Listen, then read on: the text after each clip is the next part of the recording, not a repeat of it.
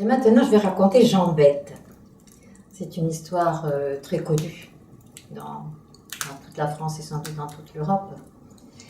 Et il y a même une version périgourdine qui a pour titre Coutitou de Lacoste. Jean-Bête, il s'appelle comme ça parce qu'il était bête. Il était bien brave, mais il n'était pas très malin. Un jour, sa mère lui dit « Écoute, j'ai perdu mon aiguille, tu vas aller m'en acheter une ?» « Oui, dit Jean-Bête, qui était de bon commandement, il disait toujours oui à tout ce qu'on lui commandait. Il est parti. Quand il est revenu, sa mère lui a dit « Alors, tu as mon aiguille? Tu as acheté mon aiguille ?» « Et oui. Et où elle est? » « Eh bien, écoute, je l'ai perdue. Je ne savais pas où la mettre. Il y avait une charretée de foin devant moi, je l'ai mise dedans et je ne la retrouve plus. » « Oh, que tu es bête, mon Jean-Bête.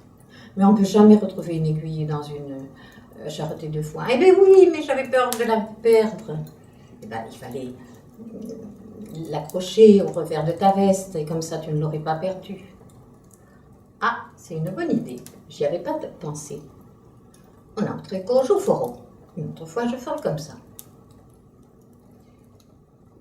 Une autre fois, c'est son père qui lui a dit « Écoute, j'ai cassé ma fourche, tu veux aller au bourg, à Salignac, pour m'en racheter une. » « Oui, » dit Jean-Bête qui disait toujours oui. Et il est parti. Quand il est revenu, il était embarrassé par sa fourche, il ne savait pas où la mettre.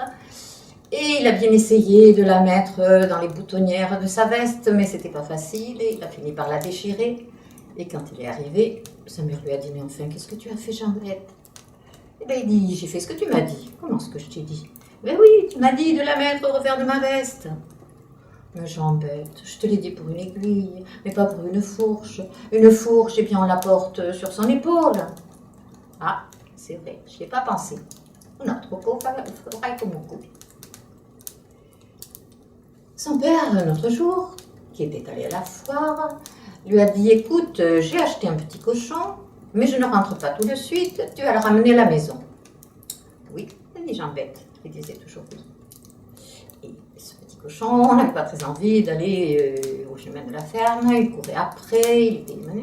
Il s'est dit « Mais qu'est-ce qu'il m'a dit ma mère ?» Elle m'a dit « Ah oui !» Et il l'a pris sur son épaule. C'était pas facile non plus. Le petit cochon gigotait si bien que quand il est arrivé, il lui avait mangé une oreille. Sa mère, enfin, la moitié d'une oreille. Sa mère, lorsqu'elle lui a dit « Mais Jean-Bête, qu'est-ce qui t'est arrivé ?»« Eh bien, j'ai fait ce que tu m'as dit. »« Comment ce que je dis ?»« Tu m'as dit de porter sur mon épaule. »« Mais non, pas un cochon quand même. Un cochon, tu aurais dû prendre une corde, une ficelle et le tirer derrière toi. »« C'est vrai, je n'y ai pas pensé. » Elle a pensé son oreille et lui a dit « Une autre fois, tu feras attention, tu réfléchiras. » C'était carnaval, elle voulait faire des crêpes. Elle lui a dit « Écoute, ma crêpière ne va pas bien, tu vas aller m'acheter une poêle. » « Oui, » a dit Jean-Bête. Et il est parti. Il a acheté une poêle. Il ne savait pas très bien comment la porter.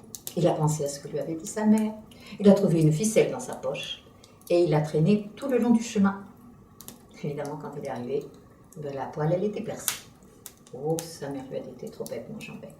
Je te demanderai plus rien. » Et heureusement, parce qu'autrement, mon histoire ne finirait jamais.